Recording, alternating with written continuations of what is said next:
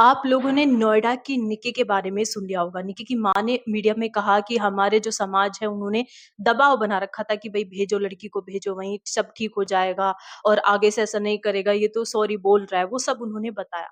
दरअसल निक्की के साथ जो हुआ वो एक्चुअली में सिर्फ़ ससुराल में जो उसके साथ हो रहा था मारपीट, गाली-गलौज, सेक्सुअल अब्यूज़ ऑफ कोर्स सब कुछ हो रहा था, फाइनेंशियल अब्यूज़ वो सब तो हो ही रहा था। दूसरी तरफ उसको 2 तरीके के अब्यूज़ और चल रहे थे। एक था सोशल अब्यूज़ और दूसरा था फाइनेंशियल अब्यूज़। एक बात बताइए अगर आपके लड़के को कोई किडनैप कर ले, बेटे को कोई किडनैप कर ले या बेटी को ही कोई किडनैप कर ले और किडनैपर आपसे माँगे कि 35 लाख रुपए दो तब तुम्हारा बच्चा मैं छोड़ूँगा। तो क्या ये क्राइम नहीं है? वो व्यक्ति क्राइम नहीं कर रहा? तुम कोर्ट में जाओगे, तुम पुलिस के पास जाओगे कि तुम उसके साथ मिलके पंचायत करोगे, समझौता करोगे, भाई हाँ, माफ़ी माँग रहा है, समझौता करोगे उसके साथ में। तुम जाओगे पुलिस में रिपोर्ट लिखवाओगे और वहाँ से पकड़वाओगे उसको और अपने बच्चे की जान बचवाओगे।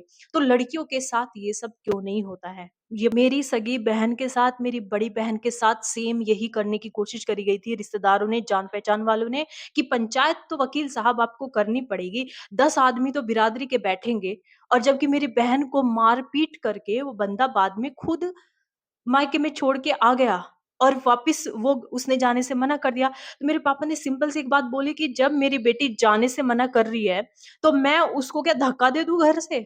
जब वो कह रही है 10 साल हो गए और हम भी 10 साल से देखते आ रहे हैं, सब रिश्तेदार आस-पड़ोस के सब बता रहे हैं इसके साथ बहुत गलत होता है और वो आती थी तो बहुत बुरी हालत होके आती थी और घर से ही वो ठीक होके जाती थी।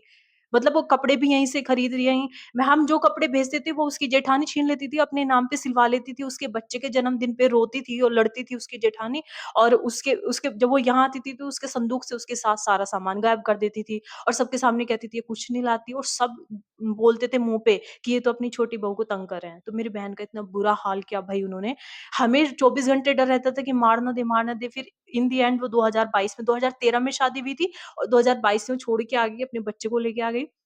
हमारे खुद के सगे रिश्तेदार पापा को कह रहे हैं कि वकील साहब पंचायत तो करनी पड़ेगी और उस लड़के ने पता है क्या किया? जो व्यक्ति हमें फ़ोन करके ये चीज़ें पापा को बोल रहा था ना, पापा ने धमका दिया फ़ोन पे रिश्तेदार होंगे ठीक है, इज़्ज़त करते हैं, लेकिन ऐसे आकर के इस तरह बेइज़्ज़त करोगे और हमारी लड़की को इस तरीके से बोलोगे, तो बिल्कुल नहीं सुनेंगे। पापा ने धमका दिया मेरे पापा बहुत शांत स्वभाव के हैं। फ़ोन पर धमका दिया, उन्होंने बात नहीं करी, मुँह चढ़ा के बैठ गए, "न मत बात करो तुम, मत फ़ोन उठाओ हमारे।" और उसके बाद हुआ ये कि उसी रिश्तेदार के ऊपर उसी मुस्टंडे ने जिसका वो पक्ष ले रहे थे, उसने ये आरोप लगाया कि इसने तो और इसके लड़के ने मेरे साथ मारपीट करी है।